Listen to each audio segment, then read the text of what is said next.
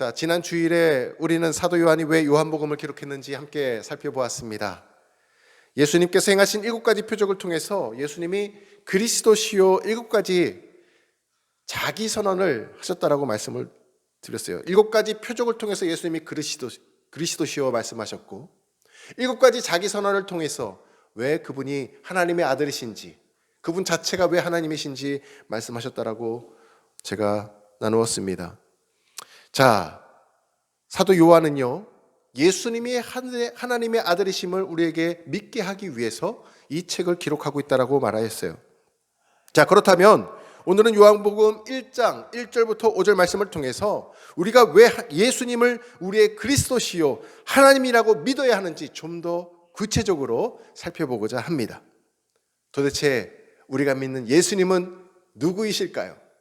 자, 첫 번째, 이미 화면에 나와 있죠. 예수님은 누구이신가? 예수님은 로고스, 말씀이십니다. 요한복음 1장 1절에서 태초에 말씀이 계시니라 선포하며 시작을 합니다. 그런데요, 어디서 많이 들어보던 말씀 아닙니까?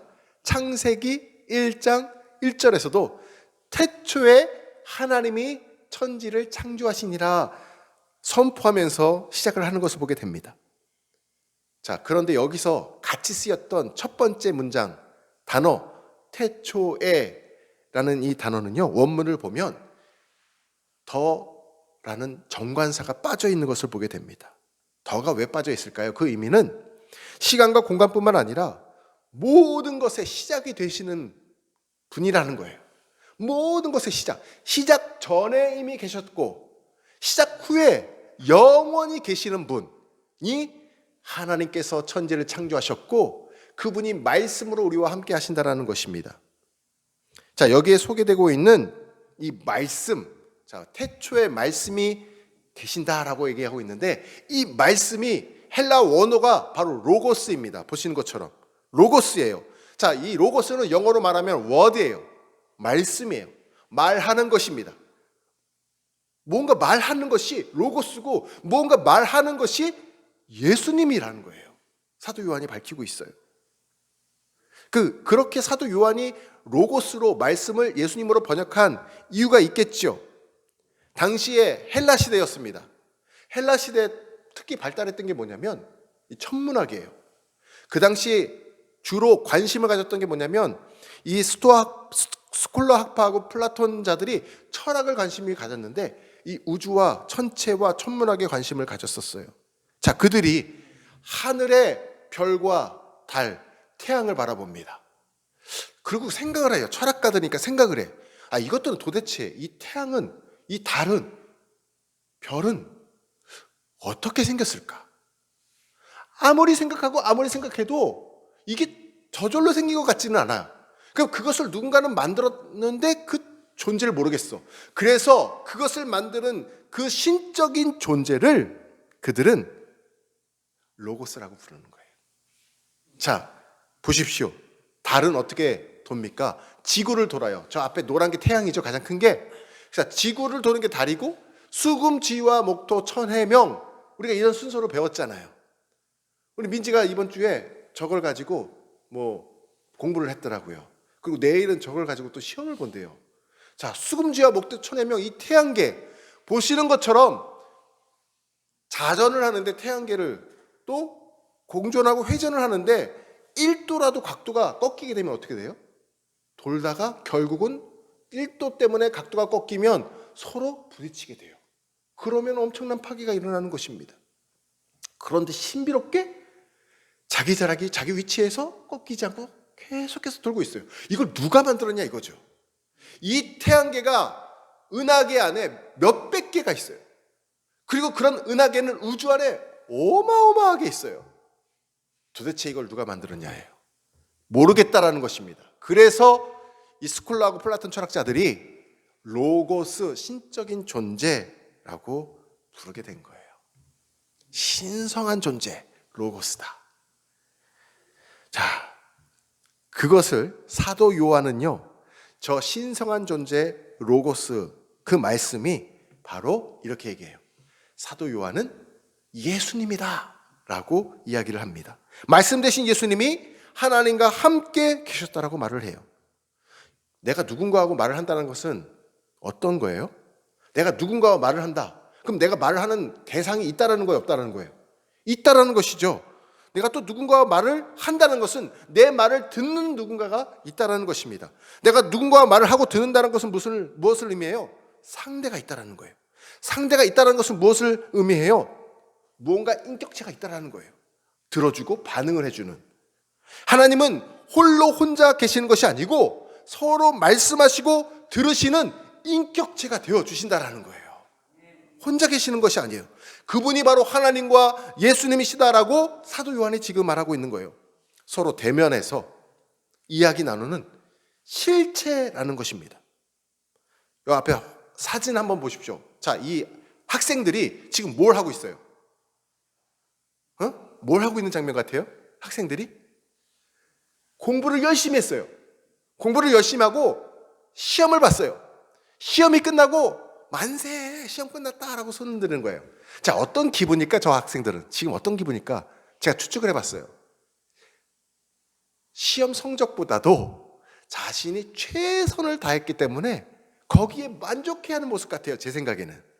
자, 저렇게 시험이 다 끝나고 최선을 다한 친구들은 그 다음에 어떻게 할까? 저 친구 3명이 반드시 저는 바로 집에 가지 않을 것 같아요. 전철을 타고 어디 롯데월드를 가든지 서울랜드를 가든지 쉬러 가고 놀러 갈 것 같아요. 자, 누가 함께 갑니까? 놀러 갈 때? 누가 함께 롯데월드를 같이 가요? 친구들이랑 같이 가요. 그 친구랑 왜 같이 가요? 그 친구랑 마음이 맞기 때문에, 대화가 되기 때문에, 나에게 귀를 기울여 주기 때문에 서로 인격체인 거예요. 서로 실체예요. 그래서 함께 가는 것 아닙니까? 그와 마찬가지로 사도 요한이 말하는 이 실체, 인격체는 뭐예요? 서로 모든 목적, 모든 공간, 모든 시간을 함께하는 실체가 있는데 그분이 누구냐? 하나님과 예수님이라는 거예요. 물론 여기 성령님도 함께 하시죠. 그래서 요한복음 1장 1절에서 요한은 예수님이 말씀으로 하나님과 함께 하시고 계심을 반복적으로 계속해서 이야기하고 있는 것을 보게 됩니다. 내가 이곳에 있다는 실체는, 증거는 제가 지금 이곳에서 말을 하고 있기에 알 수가 있습니다. 그래서 우리는 늘 바른 말을 해야 돼요. 내가 실체라는 것을 드러내는 게 말이라고 했잖아요. 그러면 잘못된 말, 거짓된 말을 해서 되겠습니까? 안 되죠. 바른 말을 해야 합니다. 내 마음속에서 나오는 내 입술의 고백은 내 중심의 생각을 담고 있기 때문에 그래요. 바른 말을 해야 돼요. 그래서 하나님과 예수님은 거짓이 없으세요. 악이 없으십니다. 하나님의 말씀은 진리입니다.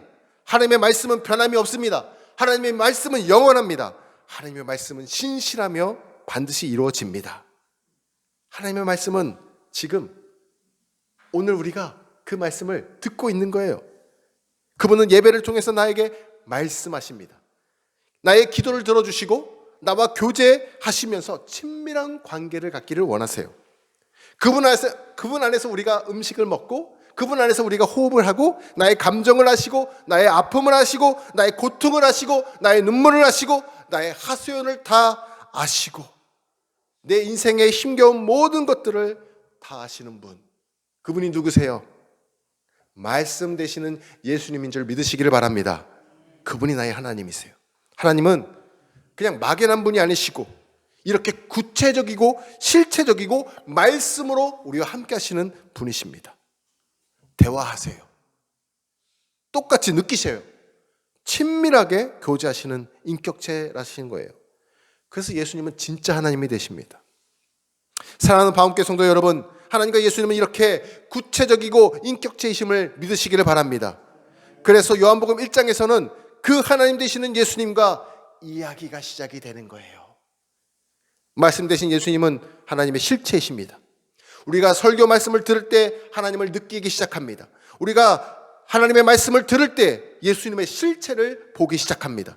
우리가 성경을 읽을 때 이 말씀은 하나님이시기에 그 하나님의 말씀은 살았고 운동력이 있어서 좌우 날선 어떤 검보다도 예리하여서 혼과 영과 및 관절과 골수를 찔러 쪼개기까지 하는 실체가 되시는 줄 믿습니다. 그래서 예수님은 우리의 능력이 되시는 거예요. 오늘 저와 여러분이 이 말씀하시는 하나님, 이 말씀의 실체이신 예수님을 만나시기를 간절히 축원합니다. 두 번째는요, 예수님이 누구신가요? 말씀이라고 했죠. 로고스. 두 번째는 예수님은 모든 만물을 지으신 창조주가 되십니다. 사도 요한은 두 번째로 예수님에 대해서 모든 만물을 지으신 창조주라고 소개를 하고 있어요. 어디에서요? 2절과 3절 말씀이에요. 제가 읽어드릴게요. 그가 태초에 하나님과 함께 계셨고 만물이 그로 말미암아 지은 바 되었으니 지은 것이 하나도 그가 없이는 된 것이 없느니라. 저기 보십시오. 제가 빨간 색깔로 표시한 거 있죠? 중요해서 그렇게 표기한 거예요. 뭐예요? 세 번이나 같은 말이 반복되고 있어요.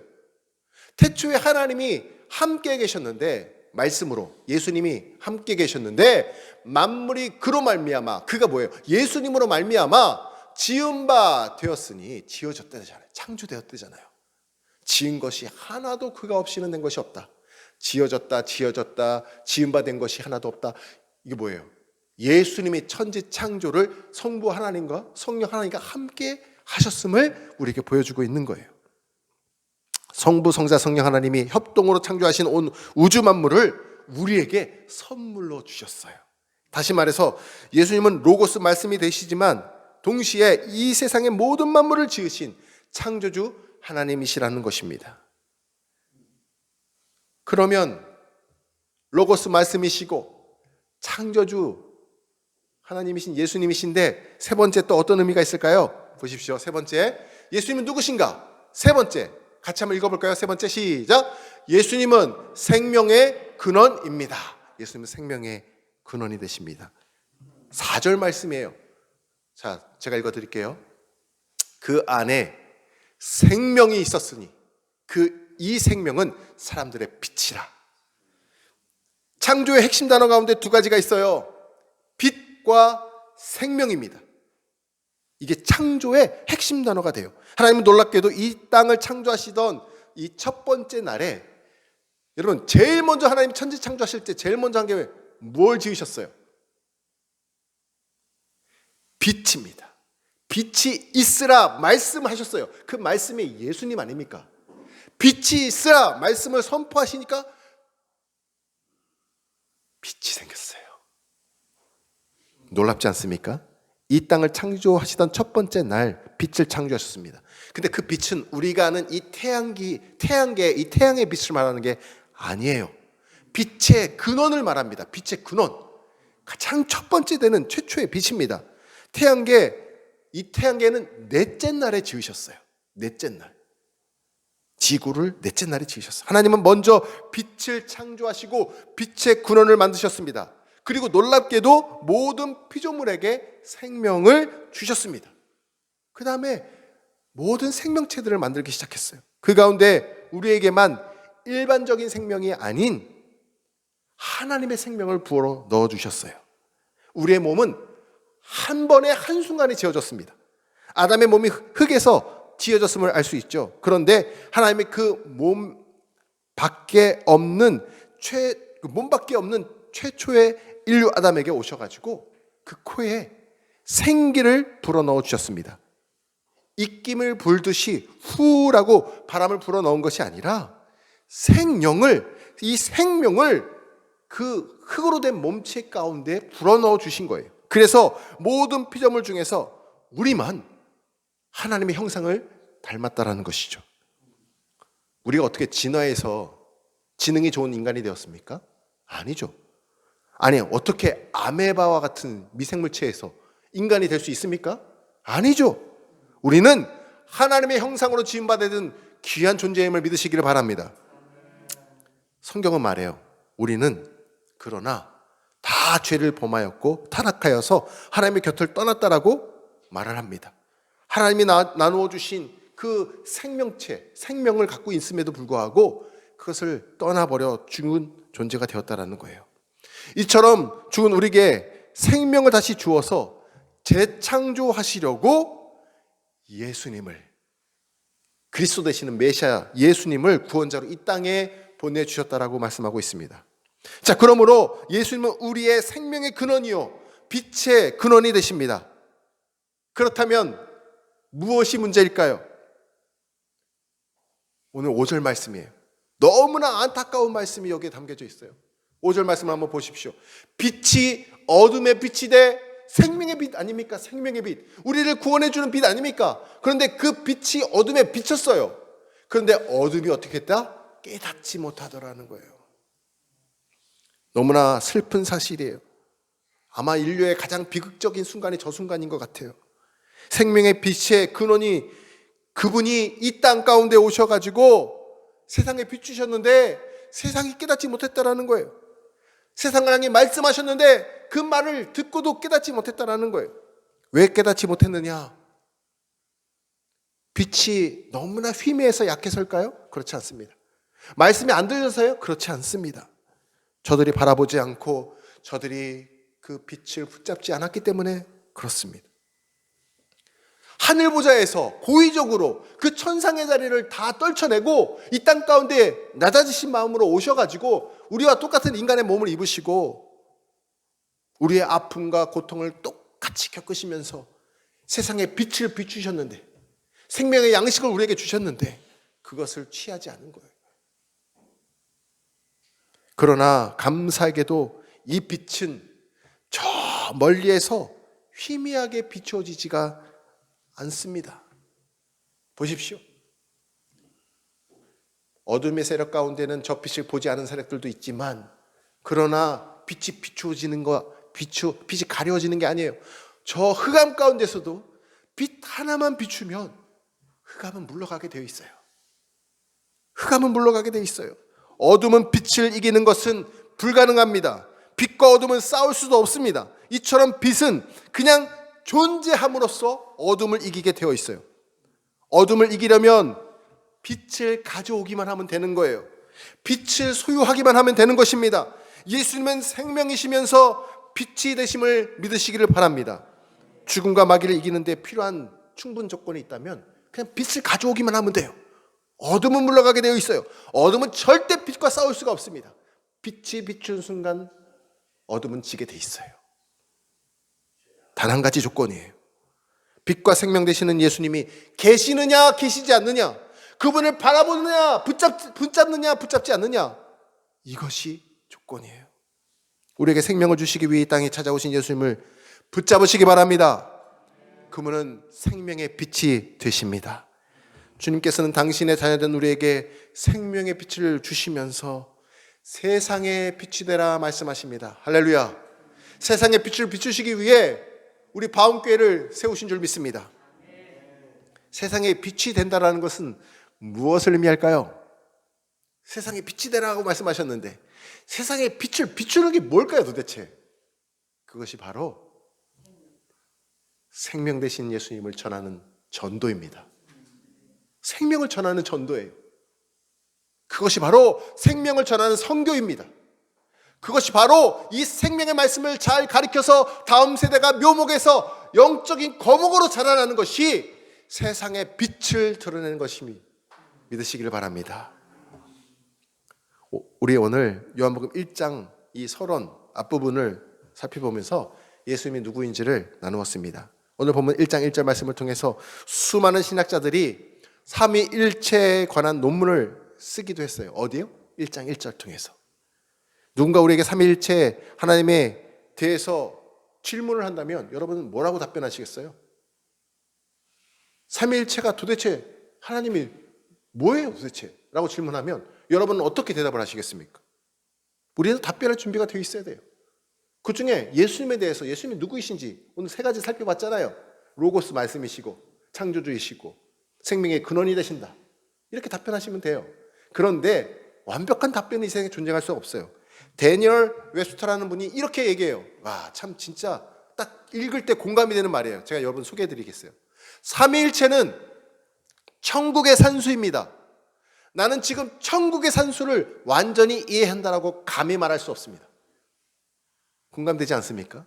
세상에 어떤 누구도 삼위일체 하나님을 완벽하게 정의할 수는 없어요. 왜? 천국의 산수이기 때문에. 그럼에도 불구하고 하나님께서는 성경에 우리에게 힌트를 주셨어요. 하나님이 어떤 분이신지. 예수님은 누구이신지, 온 우주 만물을 창조하시는 순간, 온 인류를 위해 십자가에서 죽으시고 부활하셔서 구원하시는 순간, 창조하시는 순간, 구원하시는 순간 삼위일체 하나님께서는 항상 함께 하셨다는 것을 우리가 보게 됩니다. 그리고 오늘도 우리와 삼위일체 하나님이 함께하고 계세요. 성부, 성자, 성령 하나님이 협동으로 창조하신 온 우주 만물을 우리에게 선물로 주셨어요. 구원 또한 삼위일체 하나님께서 우리에게 선물로 주셨습니다.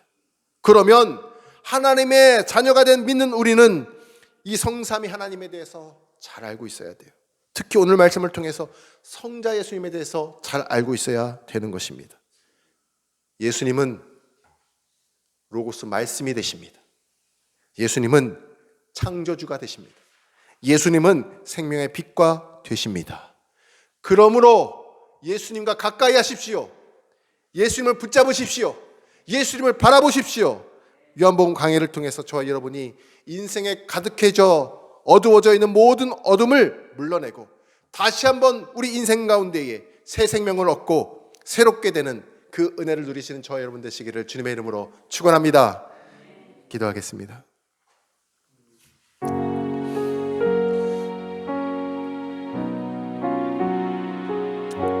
예수님은 누구이십니까? 예수님은 말씀 자체이시면서 창조주 하나님 되십니다. 예수님은 우리의 생명이 되시며 우리 안에 모든 어려움을 물리치시는 빛이 되십니다. 그 예수님을 지금 바라보십시오. 그 예수님을 이 시간 붙잡으십시오. 말씀 되시는 주님, 이 시간 제 심령 가운데 말씀하여 주옵소서. 빛 되신 주님, 이 시간 제 심령 가운데 생명의 빛을 비추어 주옵소서. 그래서 내 안에 가득한 어둠의 영혼 물러가게 하시고 내 영혼이 새롭게 되는 은혜 부어 주옵소서. 함께 기도하겠습니다. 아버지 하나님, 이 시간 예수님 바라보면서 예수님을 의지하면서 하나님 기도하기를 원합니다. 하나님, 말씀 되시는 주님, 이 시간에 나에게 찾아오셔서 말씀하여 주옵소서. 이 생명과 빛이 되시는 주님, 이 시간에 나의 심령 가운데 오셔서 생명의 빛을 비추어 주시옵소서. 하나님의 말씀은 살았고 운동력이 있어서 좌우의 어떤 날선 검보다 예리하며 홍과 영과 및 관절과 골수를 찔러 쪼개기까지 한다라고 말씀하셨사오니 그 능력이, 그 실체가 되시는 주님이 이 시간 나에게 찾아오셔서 말씀하여 주시고 그 생명의 빛을 비추어 주옵소서. 내 마음에 들어주는 어둠의 영들은 이 시간 다 물러가게 하여 주시고 생명의 빛으로 새롭게 새 창조가 일어나는 놀라운 역사가 일어나게 하여 주옵소서. 하나님, 어둠은 물러가게 하여 주옵소서. 두려움은 물러가게 하여 주옵소서. 근심과 걱정은 사라지게 하여 주옵소서. 거룩하신 생명의 빛을 비추어 주옵소서. 함께 머리가 되시는 주님, 이 시간에 우리 교회 가운데 생명의 빛을 비추는 교회가 될 수 있도록 새롭게 하여 주시고 새 창조하여 주시고 새 영을 부어 주시옵소서. 하나님 함께 하여 주옵소서.